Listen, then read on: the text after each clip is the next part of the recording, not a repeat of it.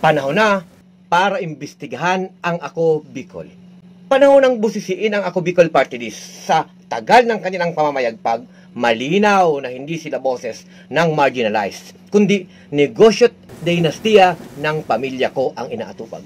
Mula sa relief operations, hanggang pandemic anomalies, hanggang sa construction empire, puro negosyo ang agenda.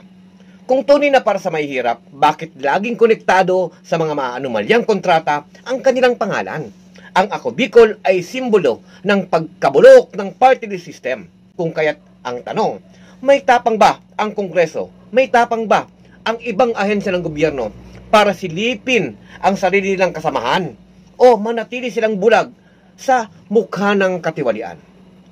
Kung seryoso po ang Kongreso sa panawagang imbestigahan ang Ako Bicol, nalinisin ang bulok na sistema, dapat magsimula ito sa sangmasusing investigasyon laban sa Ako Bicol.